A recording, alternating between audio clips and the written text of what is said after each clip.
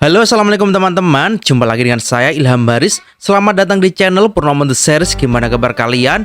Semoga selalu sehat dan baik-baik saja ya. Kali ini kita akan meneruskan merangkum spoiler Donghua Renegade Immortal episode 102 ya guys. Dan gak usah berlama-lama lagi, langsung saja gas cuy. Wang Lin berdiri tenang di pelataran kuil leluhur keluarga Wang. Di belakangnya, suara lantang Wang Zuo memerintahkan seluruh keturunan keluarga Wang untuk berlutut.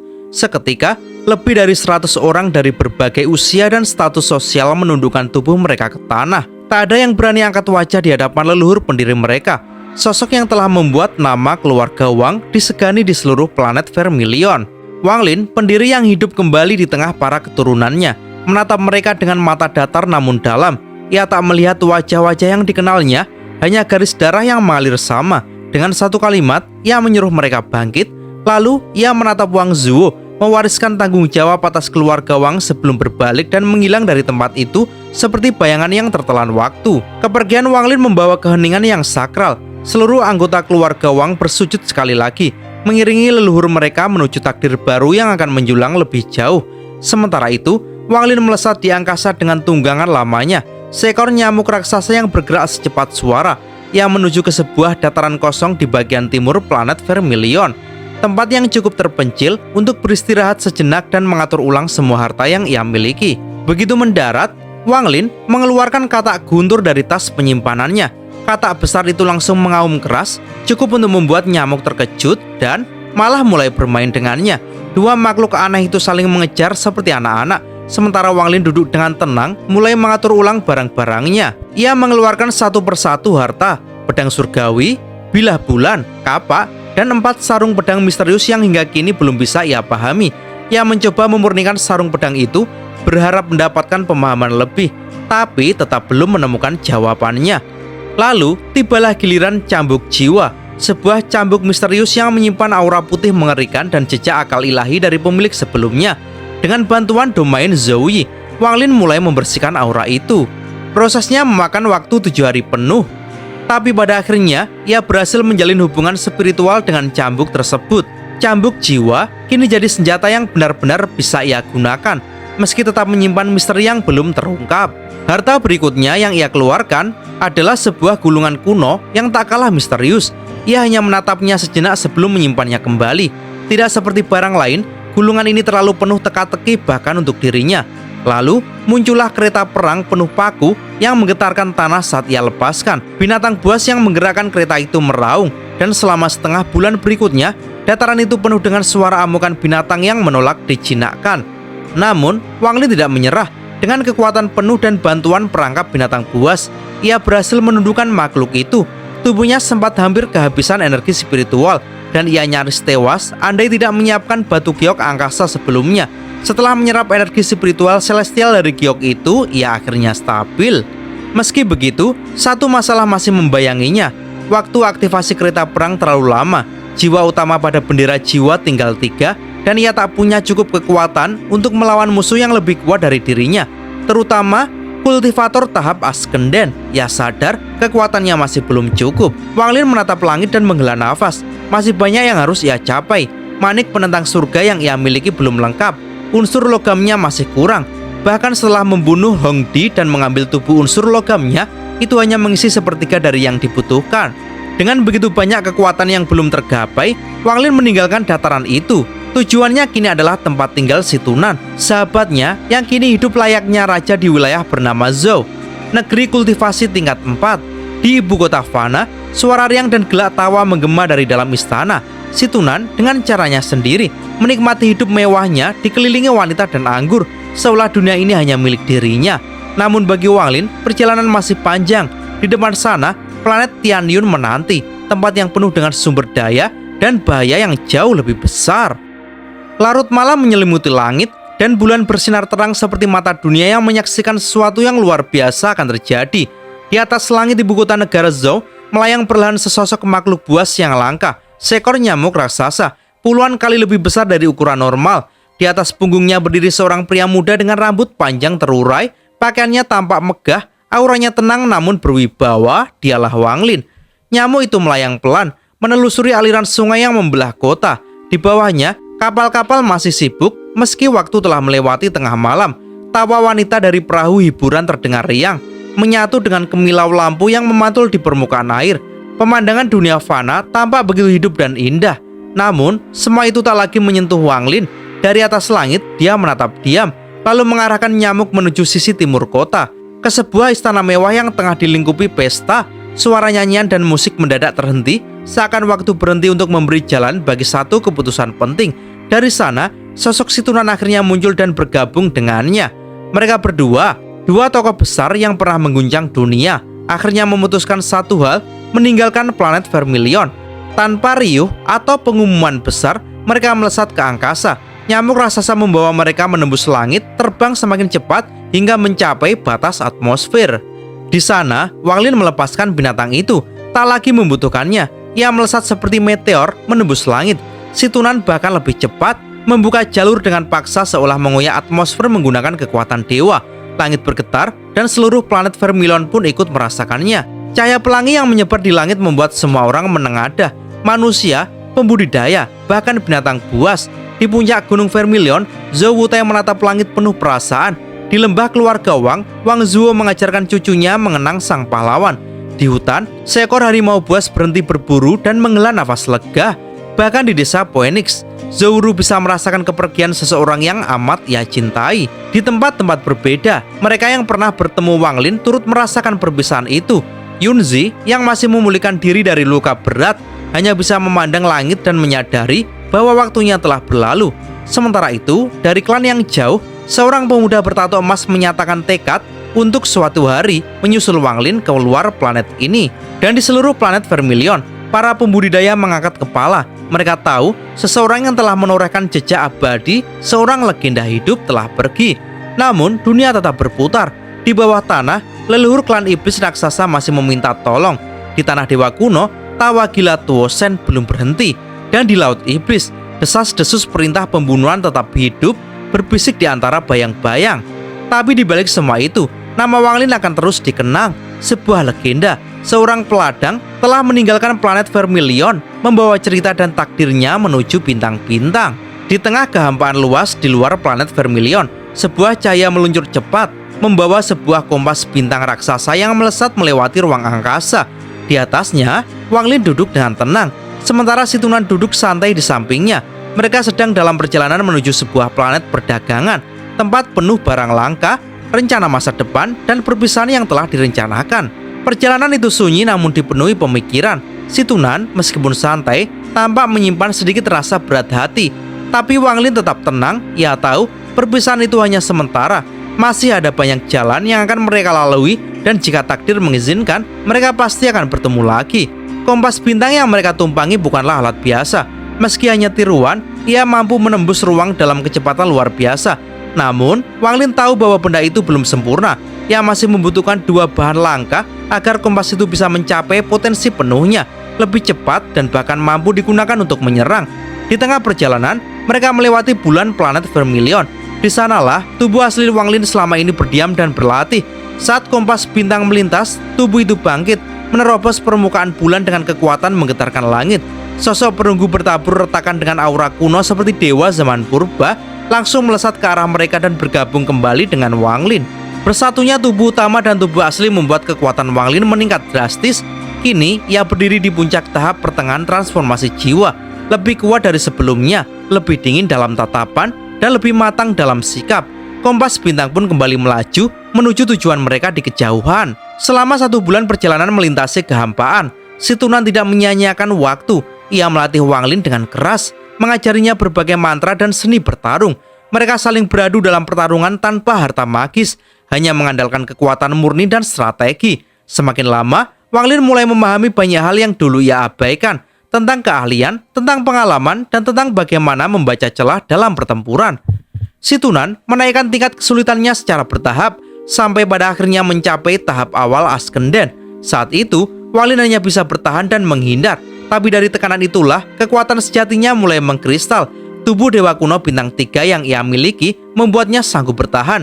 Dan tekadnya yang kuat menuntunnya untuk terus belajar, terus mengasah kemampuan. Dan akhirnya, planet perdagangan yang mereka cari muncul di depan mata. sebuah dunia biru bercahaya lembut dikelilingi cincin cahaya spiritual. Planet itu tampak damai, namun menyimpan kekayaan luar biasa yang diincar banyak pembudidaya. Si Tunan langsung bersemangat. Ia menyapu permukaan planet itu dengan akal ilahinya dan tersenyum puas. Segala sesuatu di sana tetap seperti yang ia ingat. Dengan percaya diri, ia melesat ke arah permukaan, menyatakan niatnya tanpa malu, datang untuk mencuri. Wang Lin hanya bisa tersenyum getir, lalu melanjutkan perjalanan sendiri. Setelah memasuki atmosfer, Wang Lin menjejakkan kaki di dunia baru ini. Aroma laut yang asin dan lembut menyambutnya, bersama dengan angin semilir dari samudera yang luas. Ia terbang melewati gelombang hingga akhirnya mendarat di benua utama, menuju sebuah kota besar yang disebut kota Mingmei. Kota itu berbeda dari kebanyakan tempat, tak ada manusia biasa, hanya kultivator. Deretan toko memenuhi sudut-sudut kota, menjual berbagai harta langka dan benda eksotis dari seluruh penjuru galaksi. Di sisi barat, terdapat alun-alun besar tempat para pembudidaya dari luar planet bisa menyewa kios untuk berdagang. Di sisi utara, hanya ada 9 toko mewah, masing-masing dijaga oleh pemilik yang kekuatannya luar biasa. Wang Lin berjalan dengan tenang melalui kota itu. Tujuannya jelas, 2 bahan langka untuk menyempurnakan kompas bintangnya. Ia menyapu pandangan ke segala penjuru, menelusuri toko demi toko, kadang berhenti sejenak sebelum melanjutkan langkah. Setelah tiba di kota Mingmei, Wang Lin tidak memasuki kota dari gerbang barat seperti kebanyakan pembudidaya lainnya. Gerbang barat adalah jalur utama menuju pasar bebas yang ramai, tempat di mana apapun bisa dijual dan dibeli, dari harta kuno hingga barang palsu. Namun, Wang Lin justru masuk dari gerbang timur, tanda bahwa dirinya bukan orang biasa. Kehadiran Wang Lin menarik perhatian seorang pemuda lokal bernama Li Danan. Pemuda ini segera menawarkan jasa sebagai pemandu, dengan sedikit biaya tentunya. Wang Lin menerima tawaran itu bukan karena ia tidak tahu jalan, melainkan karena ia ingin menghemat waktu dan tenaga, dan yang lebih penting karena pemuda itu tampak tahu banyak. Tujuan pertama Wang Lin adalah mencari bahan langka, yaitu batu kayu kosong. Sebuah batu langka yang memiliki unsur kayu namun tumbuh seperti batu, hanya tumbuh 1 inci setiap 1000 tahun. Benda langka ini adalah salah satu bahan kunci untuk menyempurnakan kompas bintang kuno, senjata penting yang sedang ia bangun berdasarkan ingatan Tusi, anggota klan Dewa Kuno.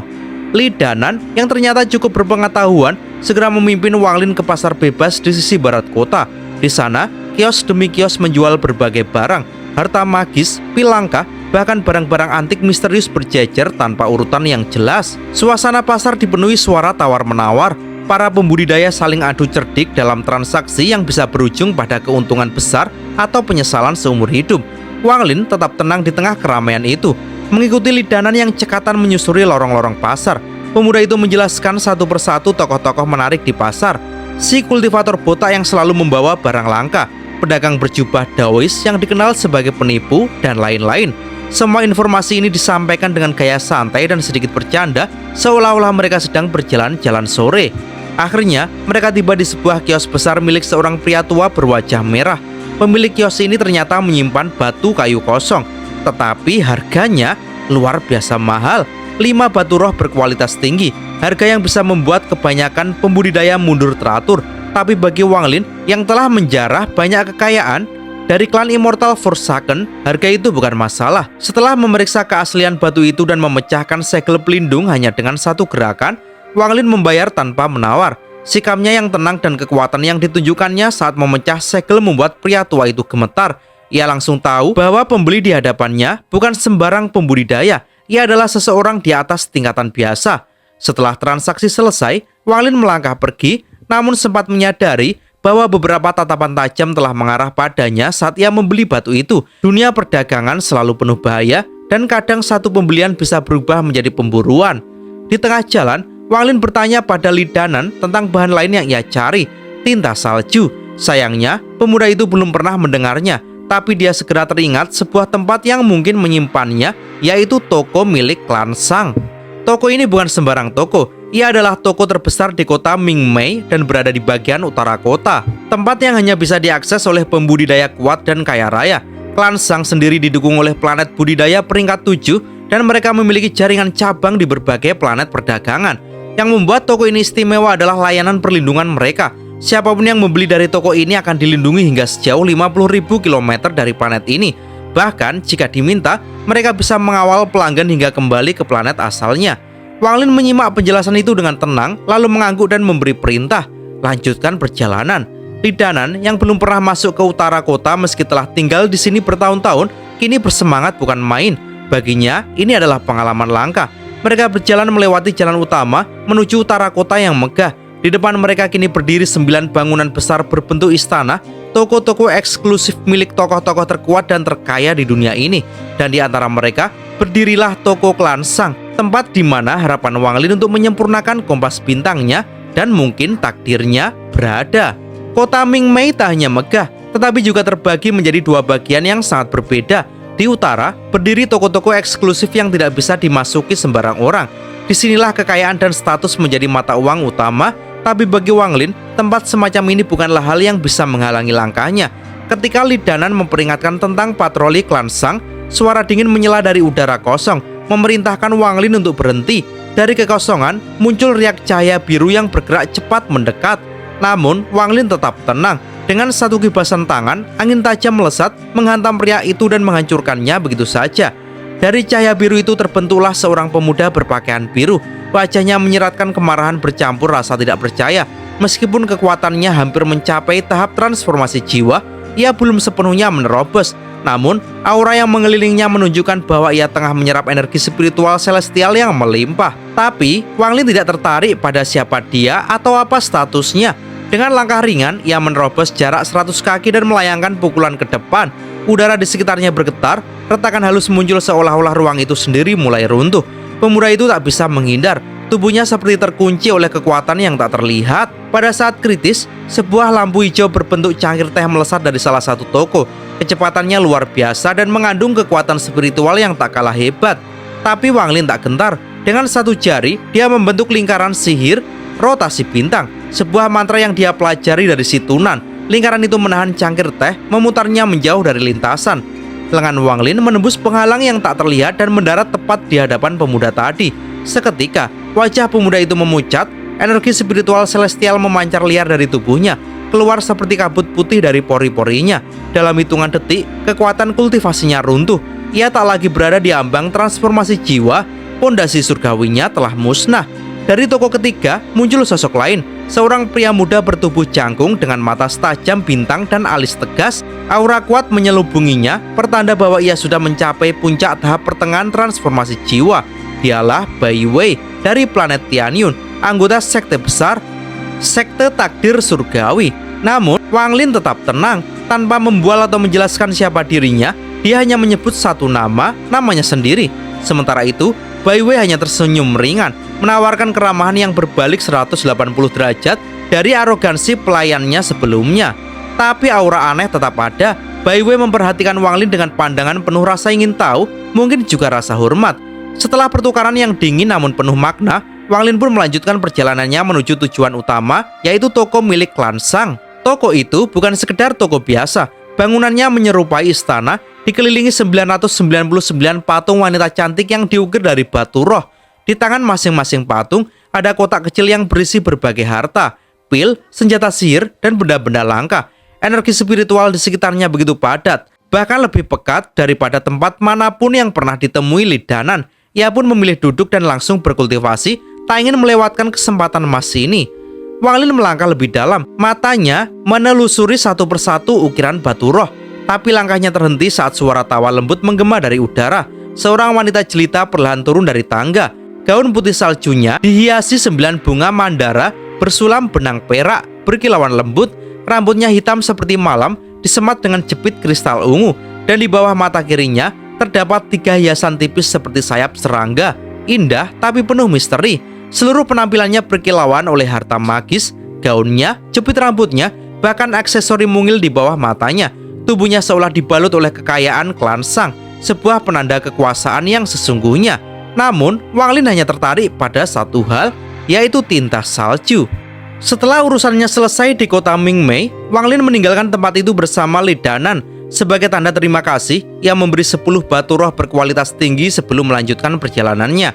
Namun di pikirannya hanya ada satu hal, tinta salju. Ia telah mencari benda langka itu ke toko milik Klan Shang dan memang mereka punya, tapi harganya gila. Semua batu roh yang dimilikinya tak akan cukup bahkan untuk segenggam kecil. Ia sadar tinta salju bukanlah bahan biasa. Bagi dewa kuno yang bisa menyeberang planet dengan mudah, mencarinya tak sulit. Tapi bagi para pembudidaya, benda itu adalah harta langka. Konon, tinta salju mampu menjaga jiwa tetap utuh, bahkan dalam luka parah sekalipun. Wang Lin lalu memilih tempat sunyi, sebuah tebing di luar kota, dan duduk bersila. Ia memanggil seseorang, sosok yang sudah lama dikenal, yaitu Si Tunan. Tak lama berselang, seluruh planet perdagangan gempar. Dalam 3 hari, 9 kota besar dijarah habis-habisan. Tak pandang bulu, dari toko biasa hingga rumah penguasa kota, semua dijadikan target. Para pembudidaya bahkan tak sanggup menghentikan perampok misterius ini. Bahkan 5 pembudidaya Askenden yang turun tangan pun dibuat mundur. Dunia gemetar menyaksikan kekuatan tingkat tinggi ini. Tak ada yang bisa menyentuhnya. Di malam ketiga, Wang Lin masih duduk di tebingnya, dan dari kejauhan, sosok yang dikenal itu akhirnya muncul, Si Tunan, dengan tawa khas dan gaya gilanya. Dikejar oleh lautan pembudidaya yang marah. Tapi tentu saja tak ada yang bisa menangkapnya. Dengan satu gerakan tangan, Wang Lin disambar dan langsung dibawa terbang oleh Si Tunan. Mereka meluncur ke langit, menembus atmosfer, meninggalkan kekacauan di belakang mereka. Si Tunan dengan wajah puas menunjukkan botol kecil berisi tinta salju, hasil jarahan besar-besaran. Hanya 2 atau 3 tetes, tapi nilainya tak terukur. Wang Lin menerima botol itu dengan senyum tipis dan rasa kagum. Sambil memeriksa rampasan lainnya, Si Tunan tertawa puas. Kali ini, hasilnya jauh lebih besar dari yang sebelumnya. Di dalam hati Wang Lin, sebuah pikiran muncul diam-diam. Mencuri seperti ini, sepertinya menarik juga. Beberapa minggu kemudian, mereka sampai di pinggir ruang antar tebing. Di hadapan mereka, membentang nebula besar berbentuk seperti ikan jeli bercahaya. Saat itu, waktunya telah tiba, perpisahan yang sebenarnya. Si Tunan akan pergi ke arah berbeda, lebih jauh dari planet Tianyun. Sebelum berpisah, ia sempat meninggalkan pesan penuh makna, lalu naik ke atas pedang putih dan menghilang di antara bintang-bintang. Wang Lin tampak diam, menatap ke kejauhan. Ia tahu ini bukan sekedar perpisahan biasa. Sejak awal kultivasinya, Si Tunan adalah sosok yang selalu hadir, kadang sebagai penolong, kadang sebagai guru, kadang hanya sebagai teman yang setia dalam diam. Wang Lin membungkuk 3 kali, menghormati satu-satunya orang yang ia anggap seperti guru sejati di dunia ini. Setelah itu, ia naik kembali ke kompas bintangnya. Mereka kini berada di jalur berbeda, semakin jauh dan semakin jauh. Namun, sesaat setelah Wang Lin pergi, cahaya putih muncul di tempat itu. Ternyata Si Tunan belum benar-benar pergi. Ia menatap ke arah Wang Lin menghilang, dan untuk pertama kalinya, dalam keheningan yang lembut, ia mengucapkan salam perpisahan yang tak terdengar oleh siapapun. Ia tahu jalan yang akan dilalui Wang Lin bukan jalan mudah. Tapi ia juga tahu anak itu kuat. Ia sudah melampaui jalan iblis, menciptakan jalannya sendiri. Perlahan, ruang kembali sunyi. Si Tunan lenyap bersama cahaya putih terakhirnya. Sementara itu, Wang Lin melaju di antara bintang-bintang menuju planet Tianyun. Ia tak menyia-nyiakan waktunya. Di dalam kompas bintang, ia mulai meramu dan memperbaiki, menggabungkan batu kayu kosong dengan tinta salju, memanfaatkan teknik rahasia dari warisan dewa kuno. Prosesnya lambat dan rumit, memakan waktu hingga 3 bulan. Tapi perlahan, kompas bintang berubah. Cahaya hijau mulai membungkusnya. Cabang-cabang bercahaya melilit dan hidup seperti makhluk yang tumbuh. Meskipun hasilnya baru mencapai tahap awal, Wang Lin tak menyerah. Ia tahu para dewa kuno bisa menghabiskan 100 hingga 1000 tahun hanya untuk menyempurnakan satu alat. Dibanding itu, beberapa bulan ini hanyalah kelopak dalam angin. Namun, waktu tak pernah menunggu. Hari-hari terus berlalu di tengah kehampaan luar angkasa, dan pada hari itu, sesuatu mulai berubah. Dan cerita pun bersambung. Oke teman-teman, terima kasih sudah nyimak alur cerita kali ini sampai habis. Semoga teman-teman terhibur ya. Kurang lebihnya mohon maaf. Yang namanya spoiler pastinya ada yang meleset soal detail cerita dan episodenya ya. Oke, jangan lupa terus dukung channel ini agar terus berkembang. Dan sampai jumpa di episode berikutnya. Bye-bye.